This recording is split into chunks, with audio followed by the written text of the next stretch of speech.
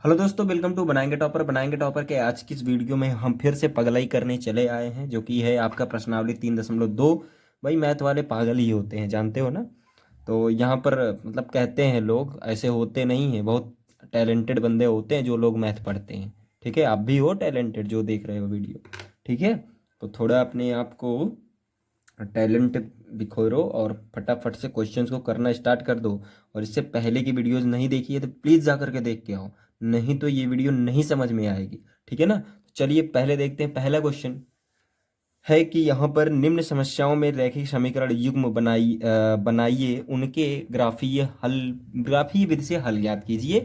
तो इसको आपको सॉल्व करना है। तो 3.2 का क्वेश्चन है और इसमें का हम पहला दूसरा पहले करने वाले हैं। तो पहला क्वेश्चन यहाँ पर दिया गया है, क्या है पहला क्वेश्चन। तो यहाँ पर दिया गया है कि कक्षा 10 के 10 विद्यार्थियों ने एक गणित की पहली प्रतियोगिता में भाग लिया। यदि लड़कियों की संख्या लड़कों की संख्या से 4 अधिक हो तो प्रतियोगिता में भाग लिए लड़के और लड़कियों की संख्या ज्ञात कीजिए। तो सिंपल सा क्वेश्चन है, फटाफट से हम सॉल्व कर लेते हैं एकदम। ठीक है ना, तो ग्राफी विधि से हल ज्ञात करना है। तो सबसे पहले यहाँ पर फर्स्ट शर्त हम लिखते हैं और पहले मान लेते हैं हम कि माना लड़कियों की संख्या और लड़कों की संख्या कितनी कितनी दी गई है, एक्स वाई मान लेते हैं। तो यहाँ पर लिखते हैं कि लड़कों की संख्या बराबर, माना लड़कों की संख्या बराबर दी गई है यक्स, सॉरी लड़कियों की संख्या पहले मान लेते हैं, लड़कियों यही मान ले, चलो कोई दिक्कत नहीं है, मान ही लेते हैं, कोई दिक्कत नहीं है। लड़कों की संख्या, ठीक है, तो हमने यहाँ पर मान लिया, माना लड़कियों की संख्या बराबर एक्स, माना लड़कों की संख्या बराबर वाई हो गया। तो फर्स्ट शर्तानुसार हम चलते हैं। फर्स्ट शर्तानुसार क्या दिया गया है कि कक्षा 10 के 10 विद्यार्थी हैं। तो 10 विद्यार्थी मतलब एक्स धन वाई बराबर कितने हो जाएगा, एक्स धन वाई बराबर 10। देखो यहाँ पर और कोई हमको समीकरण बनता नहीं दिखाई दे रहा है जिससे हमारा दो समीकरण युग्म का हल बन जाए। तो यहाँ पर हमको एक ही हल दिख रहा था, ये कक्षा 10 के 10 विद्यार्थी गणित की परीक्षा प्रतियोगिता में। तो यहाँ पर हम पहला समीकरण इसको मान लेते हैं। तो दूसरा द्वितीय शर्तानुसार, तो द्वितीय शर्तानुसार क्या हो जाएगा कि कह रहे हैं कि यदि लड़कियों की संख्या, देखो हम लड़कियों की संख्या पहले क्यों मान रहे हैं, क्योंकि लड़कियों की संख्या से पहले से ही शुरुआत हो रही है, इसीलिए हमने माना है कि लड़कियों की संख्या जो यक्स है बराबर हो रही है किसके, लड़कों की संख्या से 4 अधिक है। मतलब लड़कों की संख्या में अगर हम +4 कर दें तब बराबर होगी। तो लड़कों की संख्या से 4 अधिक है, तो प्रतियोगिता में भाग लेने वाले लड़के और लड़कियों की संख्या ज्ञात करनी है। तो आपको ग्राफी विधि से हल ज्ञात करना है। तो ये आ जाएगा एक्स माइनस वाई बराबर हो जाएगा 4, समीकरण नंबर हो जाएगा 2। अब समीकरण 1 को यहाँ लिखते हैं, समीकरण 2 को यहाँ लिखते हैं, दोनों को कोष्टक बना देते हैं। तो यहाँ से आ जाएगा समीकरण नंबर 1 से, और ये आ जाएगा समीकरण नंबर 2 से। समीकरण नंबर 1 से यहाँ भाई बना देते हैं हम कोष्टक, और यहाँ से भी बना देते हैं कोष्टक, ठक ठक ठक। ये आ जाएगा आपका यक्स, और ये वाई बराबर आ जाएगा 10 माइनस यक्स, और यहाँ से हो जाएगा यक्स बराबर कितना हो जाएगा, यहाँ से एक्स बराबर निकालना चाहोगे तो 4 प्लस वाई, और ये हो जाएगा वाई। अब यहाँ पर हम अगर 5 लेते हैं, पहले समीकरण में अगर हम 5 लेते हैं तो उधर जाएगा कितना हो जाएगा, या यहाँ पर हम x बराबर 5 लेंगे, x बराबर 5 लेंगे तो 10 में से 5 जाएगी, कितना बचेगा, y बच जाएगा। और यहाँ से मान लो x की वैल्यू को हम 4 ले लेते हैं तो यहाँ से बचेगा कितना, 6 बच जाएगा। अब यहाँ पर देखते हैं y की वैल्यू 0 लेते हैं 4 मिलता है, और y की वैल्यू 2 लेते हैं तो यहाँ पर कितना आ जाएगा, 4 2 6 हो जाएगा। और इस टाइप से आपको करना था। बहुत ही आसान सा क्वेश्चन है यार, आप ही कर ले जाते। मैं जानता हूँ आप लोग बहादुर हो, बहादुर हो, ठीक है ना, बहादुर हो। ठीक, अब देखते हैं। हिंदी उतनी अच्छी नहीं है, संधि विच्छेद नहीं कर पाया अच्छा, तो इसके लिए माफ़ी चाहते हैं हम आपसे। तो यहाँ पर लिखते हैं, सबसे पहले बना लेते हैं फटाफट से।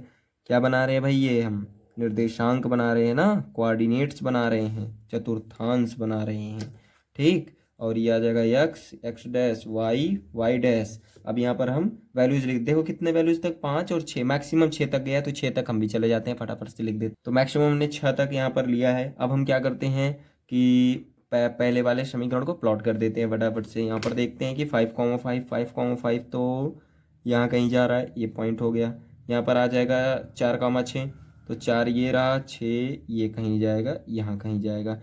अब हम क्या देखते हैं, दूसरे वाले समीकरण की तरफ चलते हैं। दूसरे वाले समीकरण में क्या दिया गया है, पहले इन दोनों को मिला ही लेते हैं भैया। लो लो मिला दिया, लो लो मिला दिया हमने, ये भाई साहब ये हमने मिलाया, ये मिला दिया।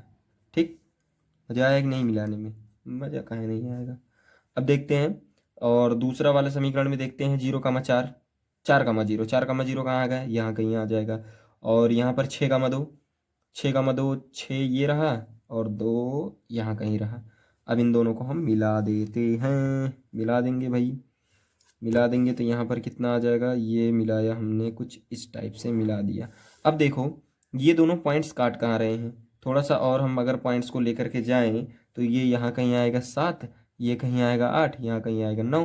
तो यहाँ पर हम जो पॉइंट्स देख रहे हैं अगर हम इन दोनों को मिलाएं, देखो ये आ जाएगा वाई की वैल्यू, ये आ जाएगी यक्स की वैल्यू, मतलब इस पॉइंट का जो नाम होगा वो कितना होगा, 7,3 हो जाएगा इस पॉइंट का ना, और यही आपका क्या हो जाएगा, हल हो जाएगा। ठीक, मतलब कि x की वैल्यू कितनी आई, मतलब लड़कियों की संख्या 7 और लड़कों की संख्या कितनी हो जाएगी, 3 हो जाएगी, यही आपका आंसर है। थोड़ा सा हम इसको और मॉडरेट कर देते हैं, मतलब लिख देते हैं, अच्छे तरीके से लिख देते हैं भाई। तो यहाँ से आ जाएगा 5,5 ये हो जाएगा, ये हो जाएगा आपका 6,2 और ये हो जाएगा 4,0। और लगभग चीज़ें हो ही चुकी हैं। और आप समीकरण का नेमिंग भी यहाँ पर कर सकते हो, समीकरण का ये जो समीकरण पहला वाला, पहला नहीं है ये वाला पहला है, तो इस समीकरण का क्या नाम था, x धन y बराबर था 10, और इस वाले समीकरण का क्या नाम था, x माइनस वाई बराबर दिए गया था 4। बस यही चीज़ें करनी थी, कुछ खास नहीं था इसके अंदर। ये चीज़ें आपने अगर कर ली तो आपका जो यहाँ से x और y की जो वैल्यू आएगी वही आपका आंसर हो जाएगा। तो यहाँ पर लिखना कि लड़कियों की संख्या बराबर, लड़कियों की संख्या बराबर 7 और लड़कों की संख्या बराबर, लड़कों की संख्या बराबर, यहाँ से आ जाएगा 3। कुछ बच्चे सोच रहे होंगे कि यहाँ पर हमने लेडीज फर्स्ट किया है, मतलब लड़कियों की संख्या पहले दिया, लड़कों की संख्या बाद में। अबे पागल, यहाँ पर देखो दिया गया है ना, यदि लड़कियों की संख्या लड़कों की संख्या से 4 अधिक हो, मतलब लड़कियों की संख्या क्या है, अधिक है लड़कों की संख्या से, तो इसीलिए मैंने पहले से ही लड़कियों की संख्या पहले माना है, तब जाकर लड़कों की संख्या माना है। ठीक है ना, तो इसमें कोई ऐसी भेदभाव वाली बातें नहीं है, बहुत ही आराम से हमने बताया है। ठीक है, चलिए अगले क्वेश्चन की तरफ चलते हैं। नेक्स्ट क्वेश्चन है, इसी का दूसरा पार्ट दिया गया है कि 5 पेंसिल 7 कलमों का मूल्य 50 रुपये, जबकि 7 पेंसिल 5 कलमों का कुल मूल्य 46 रुपये है, तो एक पेंसिल का मूल्य तथा एक कलम का मूल्य बताना है। अरे यार कैसा सवाल दे देते हो, इतना छुटकू सा सवाल दे दिए और फिर कह रहे हो इतने, तो जो भी मैंने पीछे बताया है जो बच्चे देखे होंगे वो तो तुरंत कर लेंगे यार, ये सब तो छोटे बच्चों वाला सवाल हो गया। चलो लिखते हैं, माना, यहाँ पर लिख देते हैं कि माना पेंसिल का मूल्य बराबर यक्स। तो हमने यहाँ पर मान लिया है कि माना पेंसिल का मूल्य बराबर यक्स, कलम का मूल्य बराबर वाई। अब फर्स्ट शर्त से हम क्या देखते हैं कि 5 पेंसिल 7 कलम का मूल्य 50 रुपये है, तो यहाँ पर हमने माना है पेंसिल का मूल्य, एक पेंसिल का मूल्य 5 है, तो हाँ यक्स है, तो यहाँ पर जो है 5 पेंसिल का मूल्य कितना हो जाएगा, 5 यक्स। और यहाँ से 7 कलमों का मूल्य कितना, एक कलम का मूल्य दिया है वाई, और 7 कलमों का मूल्य हो जाएगा 7 वाई, बराबर हो जाएगा 50 के। और यहाँ पर दूसरा जो समीकरण बनेगा वो आ जाएगा 7 यक्स प्लस 5 वाई बराबर 46 एज इट इज। ठीक, आगे हम चलते हैं, तो यहाँ पर x की वैल्यू को निकाल लेते हैं, तो x बराबर कितना आ जाएगा, 50 माइनस 7 वाई बटे आ जाएगा 5, और ये हो जाएगा आपका y, ये हो जाएगा y। और यहाँ से देखो x बराबर निकालोगे तो कितना हो जाएगा, x बराबर 46 माइनस 5 वाई बटे हो जाएगा 7, और ये आ जाएगा y की वैल्यू। ठीक है भैया, यहाँ पर हम 5 रखते हैं, y की वैल्यू 5 रखते हैं, तो 7 पंजे 35, 35 में से इसमें घटाओगे तो कितना है, 50 में से 35 घटाओगे 15, 15 बटे 5 करोगे तो यहाँ से आ जाएगा 3। ठीक, अब यहाँ से देखो वाई की वैल्यू हम 10 रखते हैं, 10 सत्ते 70, 70 में से कितना माइनस में जाएगा, तो 10 सत्ते 70 में माइनस 20, 20 में से 20 माइनस 20 बटे 5 करेंगे तो कितना आ जाएगा, माइनस का 4। होगा कि नहीं होगा, नहीं होगा, अरे भाई होगा यार, करोगे तब ना होगा, करो पहले तो क्वेश्चन करके देखो, सॉल्व करो, वैल्यू रखो तब ना होगा।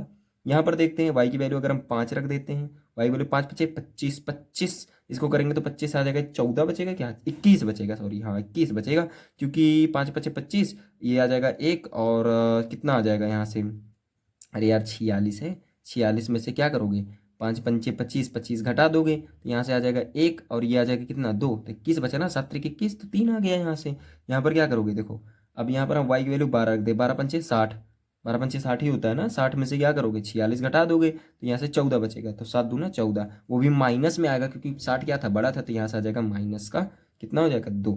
बिल्कुल ये आसान सा क्वेश्चन था ना। अब इसको देखो माइनस में भी लेकर जाना पड़ेगा, जो कोऑर्डिनेट्स बनाने होंगे, चलिए फटाक से बना लेते हैं। चलिए देखिए हमने बना लिया है यहाँ पर कोऑर्डिनेट्स, तो यहाँ पर जो कि प्लस में जाएगा ये माइनस, सॉरी ये प्लस में, ये प्लस में, ये भी क्या होगा माइनस में, इधर जाएगा माइनस में। तो यहाँ पर हम सबसे पहले समीकरण को जो है यहाँ पर प्लॉट कर देते हैं, तो यहाँ पर दिए गए हैं 3,5, तो 3 ये रहा, 5 यहाँ कहीं रहा, लो भाई हमने यहाँ ड्रॉ कर दिया। अब 10 -4, 10, तो -4 ये रहा।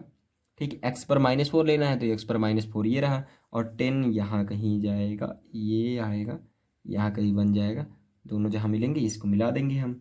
ठीक, अब पहले मिला ही देते हैं तभी आगे बढ़ते हैं भाई, क्यों टेंशन लिया जाए अभी, नहीं तो उसी में पॉइंट्स का थोड़ा सा लोचा हो जाता है ना।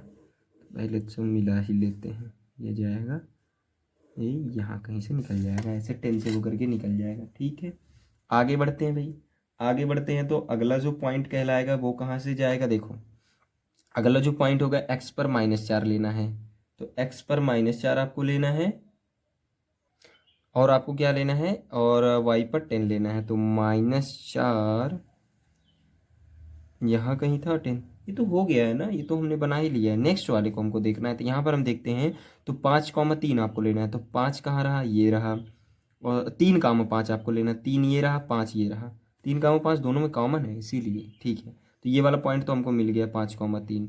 अब नेक्स्ट पॉइंट को हम खोजते हैं, कितना आ जाएगा, -2, 12, तो -2 ये रहा, और 12 यहाँ कहीं रहा, तो इन दोनों को हम मिलाती हुई एक रेखा फटाक से खींच देते हैं। लो भाई मिला दिया हमने। ठीक, ये हमने बना दिया, और इसको थोड़ा सा और आगे बढ़ा देते हैं और इस तरीके से निशान बना देते हैं। और देखो जो भी पॉइंट्स जहाँ पर कट करेंगे, दोनों पॉइंट्स किस पर कट कर रहे हैं, 5, 3 पर, तो मतलब एक्स की वैल्यू कितनी हो जाएगी, 5, और वाई की वैल्यू हो जाएगी 3। यही आपका आंसर हो जाता है। बिल्कुल ये आसान सा क्वेश्चन था। तो यहाँ पर आप अगर लिखना चाहो तो एक पेंसिल का मूल्य बराबर आप लिख सकते हो 5 रुपये, और एक कलम का मूल्य बराबर लिख सकते हो यहाँ पर 3 रुपये। चलिए बढ़ते हैं नेक्स्ट क्वेश्चन की तरफ।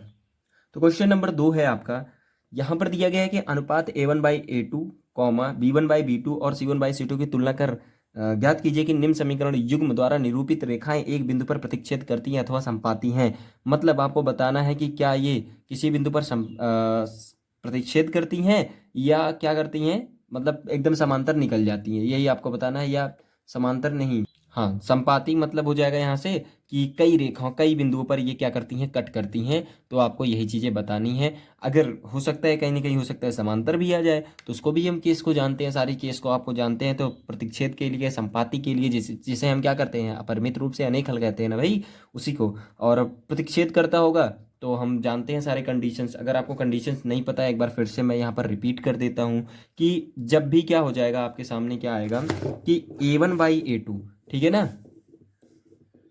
तो यहाँ पर मैं बता देता हूँ कि A1/A2 is equal to B1/B2 is equal to C1/C2।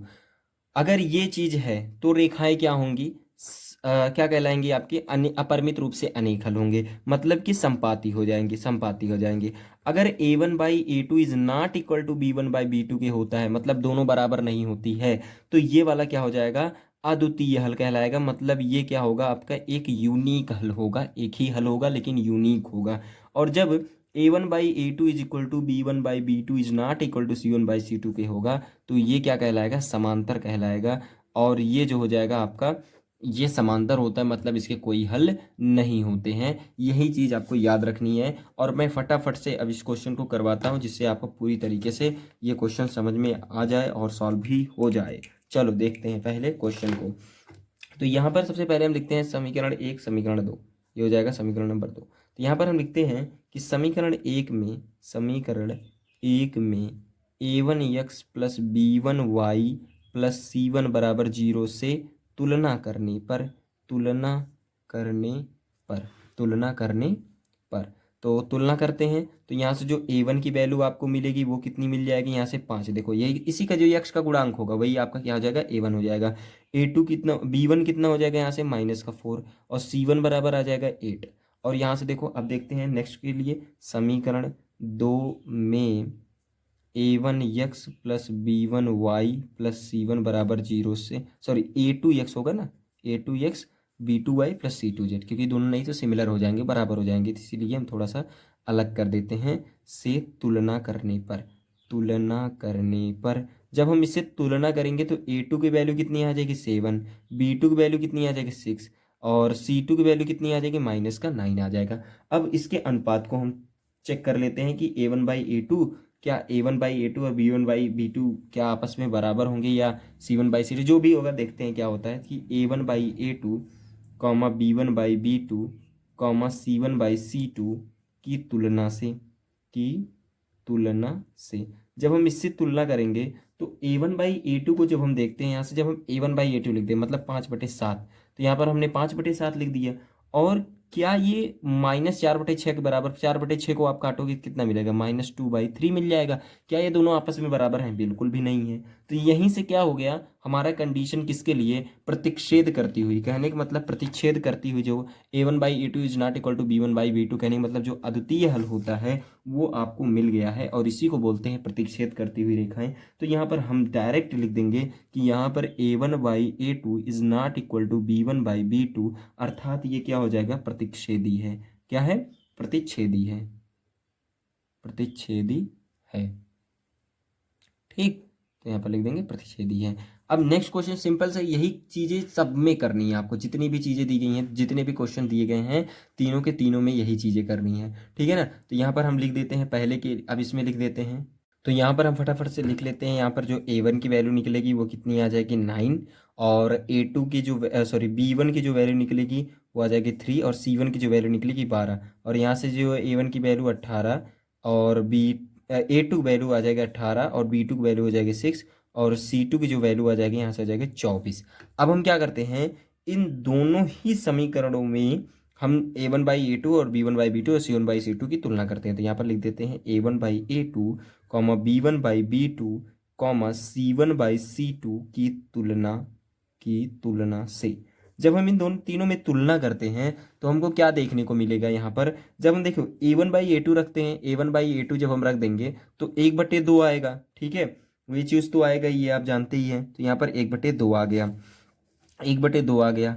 और 3/6 को जब आप काटोगे तो कितना आ जाएगा, 1 कितना आ जाएगा, 2 आ जाएगा। यहाँ पर भी जब करते हैं तो 1/2 आता है। मतलब तीनों ही क्या है, आपस में बराबर आपको दिख रहे हैं। अगर तीनों ही आपस में बराबर हैं, अर्थात कहने का मतलब ये हो जाएगा यहाँ से कि a1/a2 is equal to b1/b2 और इज इक्वल टू c1/c2। और ये केस हमने बताया है कब होता है कि a1/a2 is equal to b1/b2 is equal to c1/c2, कब होता है, जब रेखाएं क्या होती हैं, समपाती होती हैं। तो यही चीज लिख देते हैं कि ये क्या है, समपाती है, समपाती समपाती है। बस यही इतना चीज आपको लिखना था, सिंपल सा। अब हम अगले क्वेश्चन की तरफ चलते हैं। अगला क्वेश्चन है आपका 6x-3y, 6x-3y प्लस का 10, और प्लस का 10 बराबर 0, और दूसरा समीकरण 2x-y प्लस 9 बराबर 0। अब यहाँ पर भी हम लिख लेते हैं फटाफट।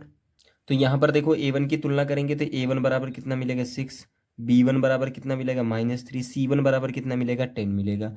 और यहाँ से देखोगे तो जो a2 की वैल्यू मिलेगी वो कितनी मिल जाएगी, यहाँ से देखो a2 बराबर आ जाएगा यहाँ से कितना, 2, और b2 बराबर आ जाएगा -1, और c2 बराबर आ जाएगा यहाँ से 9। इस टाइप से आ जाएगा। अब हम क्या करते हैं, तुलना कर लेते हैं। तो a1/a2, b1/b2, c1/c2 की तुलना से, की तुलना से।